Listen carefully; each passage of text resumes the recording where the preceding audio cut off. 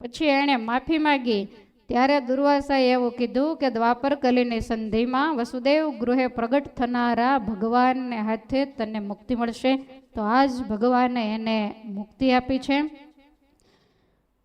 વ્રજની ભાગોળે આ અસુરના શરીર ઉપર ભગવાન રમ્યા કરે છે. કોઈ ગોપી ત્યાંથી નીકળી એણે ભગવાનને તેડી અને માતાના હાથમાં સોંપ્યા છે. એકવાર માતા ભગવાનને રમાડી રહ્યા છે અને એ વખતે ભગવાનને બગાસું આવ્યું અને જ્યાં ભગવાને મુખારવિંદ પોળું કર્યું તો માતાને મુખારવિંદમાં બ્રહ્માંડના દર્શન કરાવ્યા. ભગવાને 2 વખત બ્રહ્માંડ બતાવ્યું. એક વખત માટી ખાતા અને એક વખત બગાસું ખાતા બ્રહ્માંડના દર્શન કરાવ્યા છે. સમય પછી સમય જતા યાદવના ગુરુ એવા ગર્ગાચાર્યજી વ્રજમાં આવ્યા છે. નંદરાયજીએ સ્વાગત કર્યું અને વાત કરી છે કે મારા બંને પુત્રોના નામકરણ સંસ્કાર બાકી છે, માટે એના નામકરણ કરો અને આ લોકોને જે કાંઈ સારું કામ હોય ને એ બધું ગૌશાળામાં જઈને થાય. અતિ પવિત્ર ગણાય ગૌશાળા. એટલે રોહિણીજી અને યશોદાજી બંને પુત્રોને ખોળે લઈને બેઠા. એક બાજુ નંદરાયજી બેઠા અને પહેલી નજર બલરામજીની સામે રોહિણી પુત્રની સામે ગઈ. નામકરણ કરતા ગર્ગાચાર્ય એવું બોલ્યા કે અયમ હિ રોહિણી પુત્રો રમયન સુહૃદો ગુણે આખ્યાસ્યતે રામયતિ આખ્યાસ્યતે રામયતિ બલાધિક્ય બલમ વિદો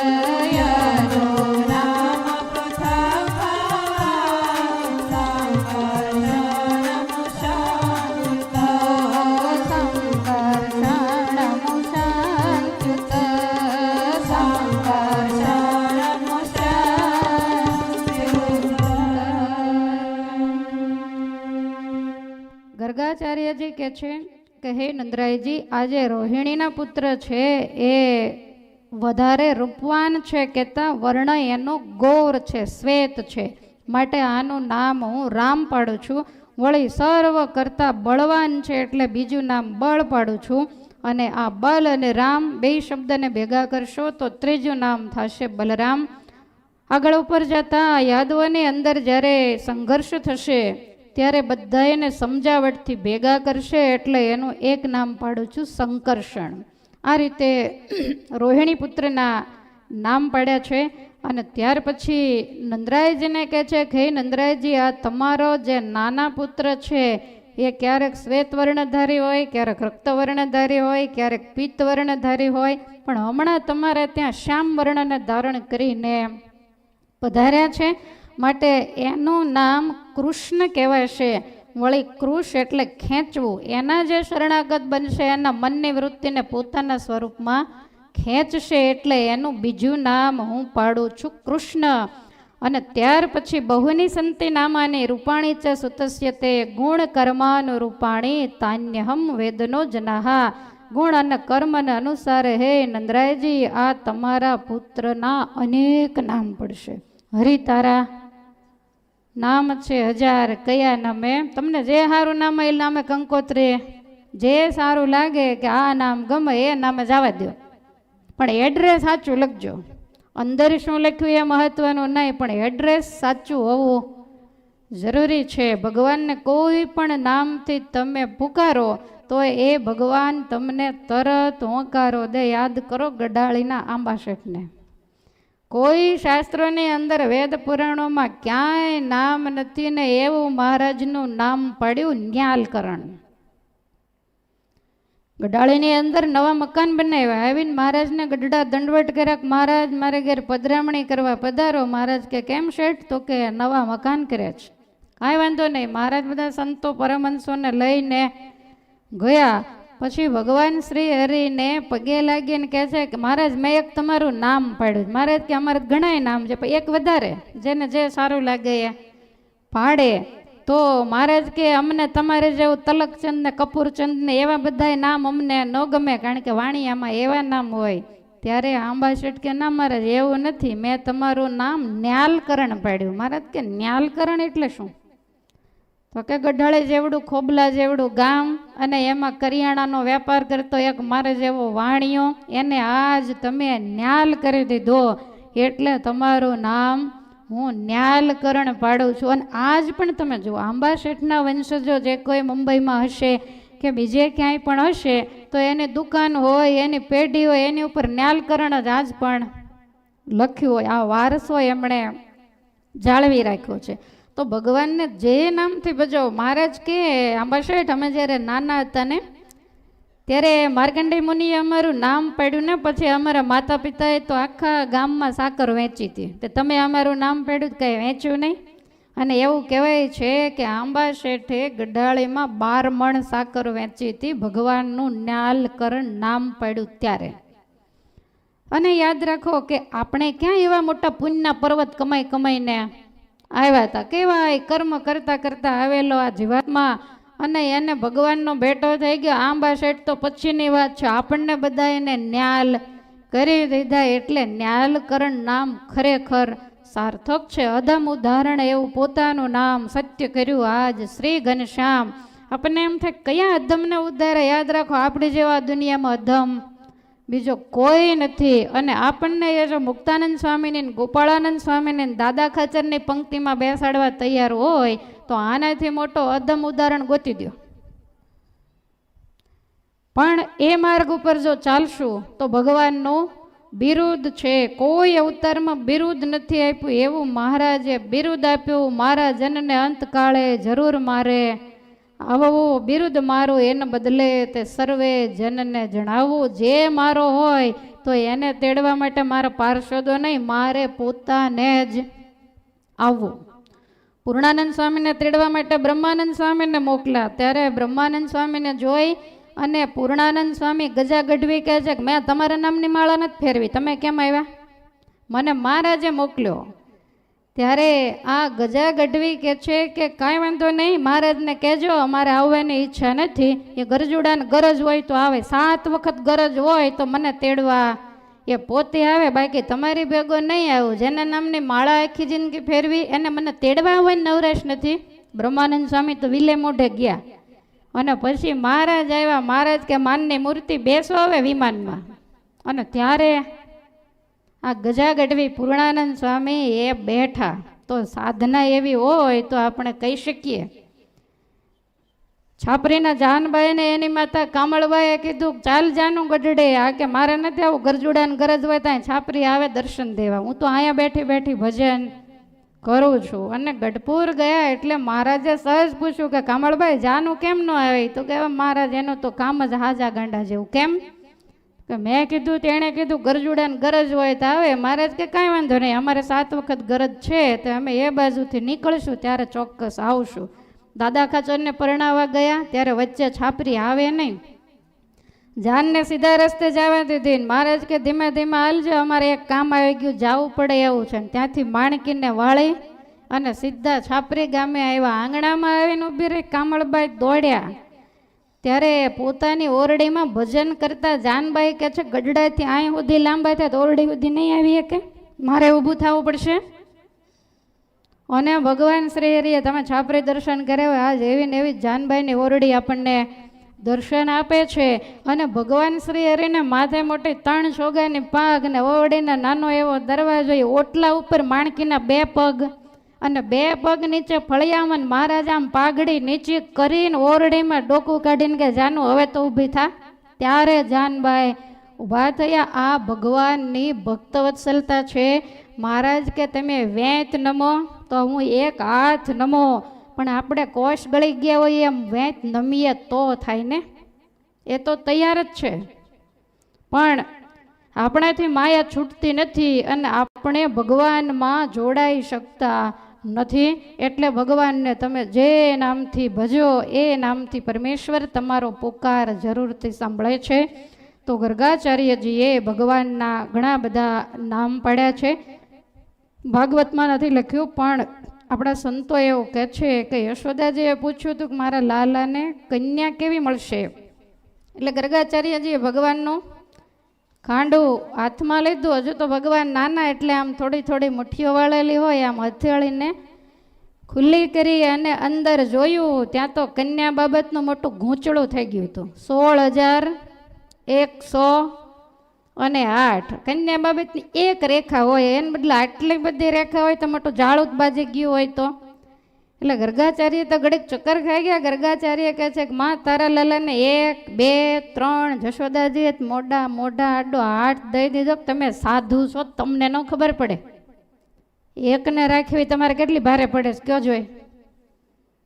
હવે ભગવાનની જ થવાની હોય થાય, પણ જશોદાજીની દશા શું થાય. એટલે યશોદાજી કહે છે કે મહારાજ કન્યા તો હંમેશા મારા લાલાને હું એક જ પરણાવીશ. ત્યારે હસતા હસતા ગર્ગાચાર્યજી કહે છે કે તારો લાલો એટલો કામણગારો છે કે તારે ક્યાંય ચાંદલો કરવા જવું નહીં પડે, તારે ક્યાંય માંડવા નહીં નાખવા પડે, તારે ક્યાંય કન્યાને જોવા નહીં જવું પડે, એની જાતે લઈ આવશે. આખી દુનિયાની કન્યાઓ જેને વરવા માટે તૈયાર એવા સ્વયં પરમેશ્વર હે માં પૂર્વ જન્મની તારે કોઈ કમાણી હશે એટલે તારે આંગણે પધાર્યા છે. ઘણી બધી દક્ષિણાઓ વગેરે આપી અને નંદરાયજીએ ગર્ગાચાર્યજીને વિદાય આપી છે. શુકાચાર્ય કહે છે હે રાજા, ભગવાન ધીમે ધીમે મોટા થાય છે. ભગવાન 5 મહિનાના થયા એટલે બેસતા શીખ્યા અને ગોઠણિયા બેર ચાલતા શીખી ગયા છે.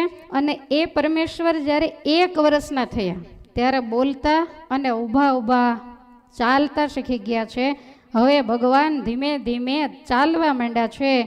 વ્યાસ ભગવાન લખે છે કે કાલે ન વ્રજ તાલ્પે ન ગોકુલે રામ કેશવો જાનુભ્યામ સહ પાણીભ્યામ જાનુભ્યામ સહ પાણીભ્યામ રીંગમાણો વિજનતો રીંગમાણો વિજનતો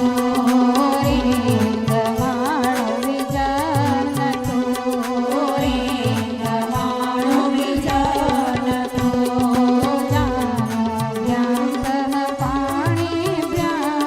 રીંગમાણો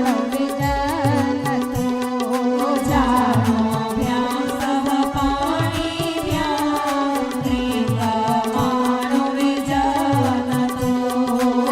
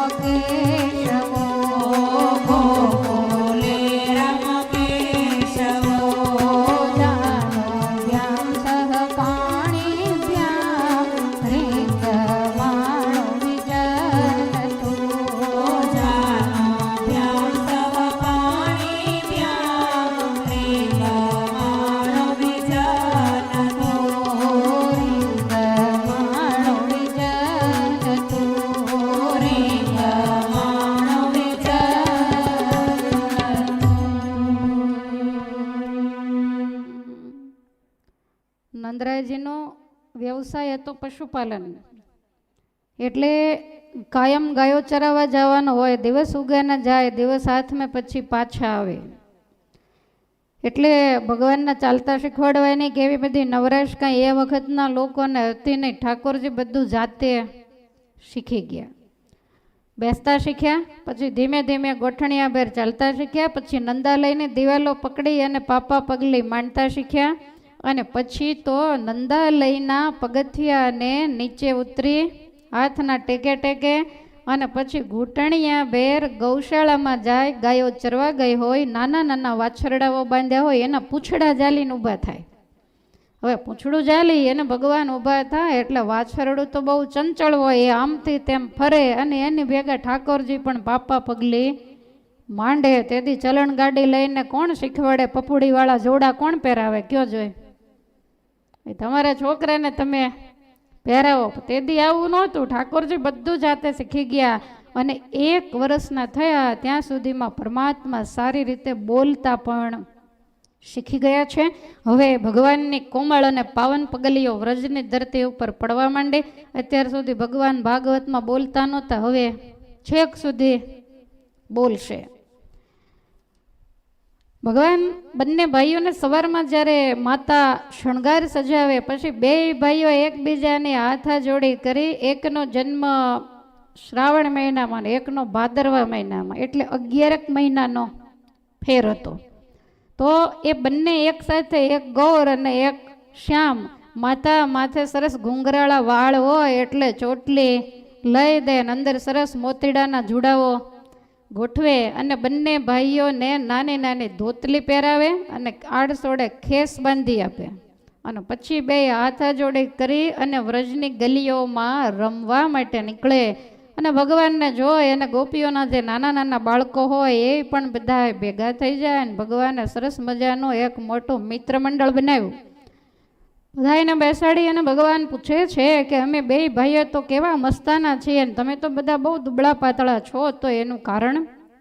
ત્યારે બાળકો કહે છે કે આપણા રાજા કંસનો એટલો ત્રાસ છે કે અમારા માતાઓ જે માખણ વગેરે મહેનત કરી અને તૈયાર કરે મથુરા વેચવા જાય તો કંસનો 50% કર હતો. અડધું માખણ કંસ રાજાને મફત અને અડધું વેચે. એમાંથી જે રૂપિયા આવે એમાંથી ઘરનો વ્યવહાર ચલાવવાનો, અને બીજું કાંઈ ન જોઈએ. ભણતર હોય કે ન હોય, પણ ખાવા માટે તો મોટા પરિવારોની અંદર જોઈએ. એટલે બધાય બાળકો કહે છે કે લાલા, અમારે સવારે એવો નિયમ હોય કે અમારી માતાઓ જો અમને દૂધ આપે તો માખણ ન આપે, અને માખણ ન આપે અને માની લો માખણ આપે રોટલા ઉપર, તો પછી અમારે સાથે છાશ લેવાની, તો દૂધ નહીં, 2 વસ્તુ નહીં ખાવાની, કારણ કે પછી વેચવાનું હોય તો ગુજરાન કેવી રીતે ચાલે? ત્યારે ભગવાન કહે છે કે મેને તમારા વ્રજવાસીઓ કરે અને મફતનો 50% કંસ લઈ જાય, માટે કંસને ત્યાં 1 પણ ગોરસની મટકી આપણા ગોકુળને જાવી ન જોઈએ. પરમાત્માની આ માખણ લીલા છે. માખણ લીલાને મનહર લીલા કહેવામાં આવે છે. અને યાદ રાખો કે શ્રોતાઓને વધારેમાં વધારે રસ માખણ લીલામાં હોય એટલે બધા જ વક્તાઓ વિસ્તારથી માખણ લીલા કહેતા હોય છે. બાકી ભાગવતમાં તો બિલકુલ ટૂંકમાં માખણ લીલા લખી છે. પછી બીજા ગર્ગ સંહિતા હોય, શ્રી કૃષ્ણ જન્મખંડ હોય, તો એની અંદર આ બધી વાતોને વિસ્તારથી બતાવી છે. એટલે ભગવાને નક્કી કર્યું કે અમારા વ્રજનું મય માખણ અન્યાય અને અનીતિનો ખાય, અને કંસ આટલો બધો ક્રૂર બન્યો છે, ખોટી રીતે પ્રજાને પીડે, માટે એની સામે મોરચો તો માંડવો પડશે ને. ભગવાને અદ્ભુત ક્રાંતિ કરી છે. બાળકોને કહે છે કે તમારે એકલું માખણ જમવું છે, બાળકો કે ક્યાંથી જમે? ત્યારે ભગવાન કહે છે કે મારી સાથે બધાને આવવાનું, અને આપણે ગોપીઓને ઘેર ઘેર ચોરી કરવાની છે. બાળકો કે અમારી માએ ના પાડી છે કે અણહકનું કોઈ દિવસ લેવું નહીં. ભગવાન કે તમારી માએ ભલે ના પડી, કર્મફળનો દેનારો હું છું, માટે મારી આજ્ઞા છે. પાપ લાગે એ બધું મારી માથે. પણ એ ખાલી કોનું પાપ માથે લીધું હતું? એના મિત્રોનું. આપણું તો આપણને એકલાને જ લાગે. તેથી જન્મ્યા હોત તો ભેગા ફાવી જાત. એટલે કોઈ એવું ન વિચારે કે ભગવાને આ કર્યું હતું. ભગવાન હતા, એને ટચલી આંગળી ઉપર ગોવર્ધન તોડ્યો તો આપણી તાકાત નથી. માટે ભગવાન કે એમ કરવું એ કરે એમ ક્યારેય પણ કરે એમ કરવા જાવ તો કોક દિન હાડકે ભાંગી જાય. ઠાકોરજી ઘરે ઘરે ચોરીઓ કરતા, તમે બાજુવાળાને ધ્યાન હોય ને આમ પાકીટ લેજો, અહીંયા પરચો મળી જાય. ખ્યાલ આવે છે? ભગવાનના કાર્યનું અનુકરણ ન કરાય, ભગવાનની આજ્ઞાનું અનુકરણ. એમણે જે કહ્યું ભગવદ્ ગીતામાં જે કહીને ગયા એ પ્રમાણે હંમેશા કરાય. તો ભગવાને આ રીતે એક બાળકોનું મંડળ બાંધ્યું અને આગલે દિવસે સાંજે બધા ભેગા થાય ત્યારે નક્કી થઈ જાય કે આવતીકાલે ફલાણી ગોપીનું ઘર ફલાણી ગલીમાં આવેલું છે, માટે ત્યાં બધાએ જવાનું. એટલે સવારે એક જગ્યાએ ભેગા થાય ને પછી એક બે જણા ધ્યાન રાખે, કારણ કે રોજનો ક્રમ ગોપીઓ સવારમાં યમુનાજીએ જળ ભરવા માટે જાય. તેથી તાળા સિસ્ટમ હતી નહીં, ખડકીઓ હોય, ઝાંપલીઓ હોય, એના જરાક ધક્કો મારીને બંધ કરી હોય અને ખબર પડે કે ગોપી ગઈ. અને તમને ખબર છે ને બેનું વાતુડા બહુ હોય. અચ્છા, જમનાજીએ કોક મળી જાય તો કેટલો ટાઈમ લાગે એ કાંઈ નક્કી નહીં. અને વાતું કઈ ભગવાનની જ હોય એવું જરૂરી નહીં, ગોપીઓને જ કદાચ હશે, પણ આપણે કોની વાતું હોય? સાસુ નણંદની. આના સિવાયની નવી વાત એક પણ અમારે આમ ને તમારે આમ. એટલે સમય કેટલો જાય એની ખબર ન રહે. કથા વંચાતી વખત ઘડીએ એમ થાય કે આ લોકોને સામે ઘડિયાળ નહીં હોય, હવે ટાઈમ થવાય ને આમ વાંકા વાળીને એની માથે પોતે ચડે અને હાથમાં લાકડી હોય, પથ્થર વગેરે લઈ અને સીધા મટકાને ફોડીને બધા હાથ આમ રાખે. પછી માખણ ખાય, હાથ બાથ લૂછી અને સીધા યમુનાજીને કિનારે. તેથી કાંઈ સાબુની સિસ્ટમ નહીં. તમે વિચારો મટકા ફોડેલું માખણ એ વખતે ગાર માટીના, અત્યારે તમારે સફાઈ કરવી સહેલી પડે ને પહેલાં તો ગાર કર્યા સિવાય બીજો રસ્તો નહીં. આવી રીતે બગાડીને જતા રહે ને ધીમે ધીમે યમુનાજીને કિનારે ગોપીઓ વાતો કરે કે મારે ગેરકાલ આવું થયેલું, બીજી કે મારે એક દિવસ થયેલું. અને ધીમે ધીમે કરતાં એમ થયું કે આપણા વ્રજની અંદર ખુલ્લા ઘર મૂકીને જઈએ તો કોઈ દી ચોરી ન થાય, પણ માનો ન માનો આ નંદના લાલા સિવાય બીજા કોઈના કામ હોવા જ ન જોઈએ. છોકરાઓને લઈને આપણે પાણી ભરવા નીકળ્યા ન હોય ને ત્યારનો તાકીને બેઠો હોય. માટે આ કામ એનું જ હોવું જોઈએ. અને ઘણી વખત ભગવાનને નીકળતા ક્યારેક હવે નાના હોય ને મનુષ્ય લીલા કરતા હોય ક્યાંક ચોંટી રહ્યું હોય એટલે ખબર પડી જાય કે આમણે જ માખણ ખાધું છે. અને આ બધી ગોપીઓના છોકરા પાછા આ મંડળના સભ્યો હોય, પણ કોઈ ફૂટલા નહીં. એની માતાઓ પૂછે તો કોઈ દિવસ હા પાડે, કારણ કે જે મંડળના સભ્યો ફૂટલા હોય એ મંડળ ચાલે જ નહીં. બધા મક્કમ, બધા પ્રમુખને આધીન, કારણ કે પ્રમુખ સ્વયં ભગવાન હતા. અને આ રીતે થવા માંડ્યું એટલે ગોપીઓ કે છે કે નાની ઉંમરમાં અને આ રીતે ગામમાં રંજાડ કરે. નંદરાણીને ખબર નથી, માટે આપણે જઈ અને એને જાણ કરવી જોઈએ. એટલે બધી જ ગોપીઓ યશોદાજીની પાસે આવે. ગોપીઓએ બધા ઉપાય કરી જોયા. માખણ બાજુવાળાને ઘરે મૂકી આવે, ભગવાન બધાય ફરે તો કાંઈ ન હોય, એટલે પારણિયામાં નાના છોકરા સૂતા હોય અને એવો વળ ચડાવીને ચોંટીઓ ભરે, પેલી પાણી ભરીને આવે ત્યાં સુધી આ દેકારો કરે. પછી તો છોકરાઓને કાંખમાં તેડીને પાણી ભરવા જાય તો તાજી વિયાયેલી ગાયો હોય એ ચરવા ન ગઈ હોય, એ બધા વાછરડાઓને છૂટા કરી દે. અને ક્યાંક એવું બને કે ગાયો પણ ન હોય તો ભાગવતજીની અંદર લખ્યું છે કે એના ઘરમાં મળમૂત્ર કરી જાય. ઘરમાં નહીં, રસોડા સહિત બધા જ બાળમિત્રોને ભગવાન સોગંદ આપે. એટલે બધા બાળમિત્રો, હવે તમે વિચારો ઘરની દશા શું થાય, એને સાફ સફાઈ કેમ કરવી. આ ભાગવતની અંદર આ શબ્દો લખ્યા છે. તો આવી રીતે બધી જ ગોપીઓને પજવવા માંડ્યા. માકડાઓને માખણ ખવડાવે ત્યારે અમુક છોકરાઓ કે લાલા માકડાઓને શું કરવા એવાયા કરે છે. ત્યારે ભગવાન એવું કે રામાવતારમાં એ જ બધા કામ લાગ્યા છે. અયોધ્યામાં ઘણા સૈનિકો મિલિટરી બધું હતું, પણ સીતાજીની શોધમાં જ્યારે ગયા રાવણ સાથે મુકાબલો કર્યો ને ત્યારે આ લોકોએ જ મને સહાય કરી. અને એ વખતે મારે એને કાંઈ પછી પુરસ્કાર આપવાનો ટાઈમ રહ્યો નહોતો, એટલા માટે હું આ વખતે એને માખણ ખવડાવું. અને તમે જોજો મજબૂતમાં મજબૂત માકડાઓ હોય ને દુનિયાભરના તો મથુરાના.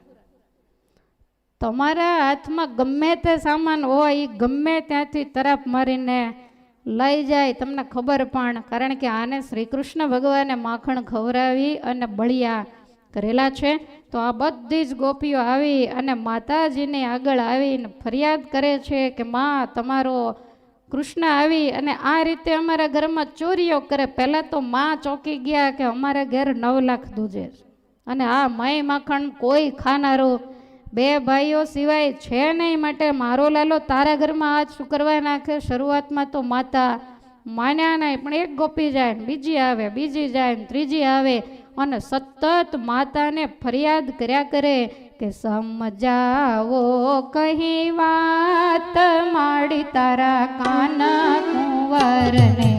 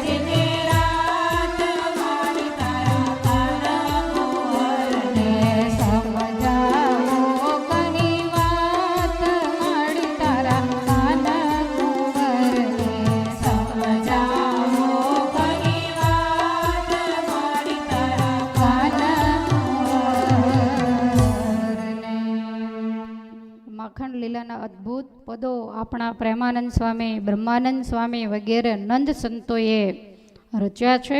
માતાને જઈ અને ગોપીઓ ફરિયાદ કરે છે. માતા એની ફરિયાદ સાંભળે કે લાલો આવશે ત્યારે હું એને સમજાવીશ. ભગવાન આવે એટલે પૂછે કે હે લાલા તું ચોરી કરે છે. ભગવાન કે માં ચોરી એટલે શું? એ કોઈ ખાવાની વસ્તુ છે? એ કોઈ પહેરવાની વસ્તુ છે? ચોરી શું વળી? માતાજીને એમ થાય કાના બિચારાને ચોરી શું એ ખબર નથી, પણ ગોપીઓ ખોટી મારા કાનાની કેડે પડી છે. ભગવાન તો વળી રમવા જાય અને વળી પાછું ગોપીઓનો ટોળું આવીને માને કે હરે માડી કુંવર તમારો વાલો, હરે માડી કુંવર તમારો વાલો, હરે માડી કુંવર તમારો વાલો, હરે માડી કુંવર તમારો વાલો, કે નટખટ નખરાળો રે, કે નટખટ નખરાળો નંદલાલો, કે નટખટ નખરાળો રે, કે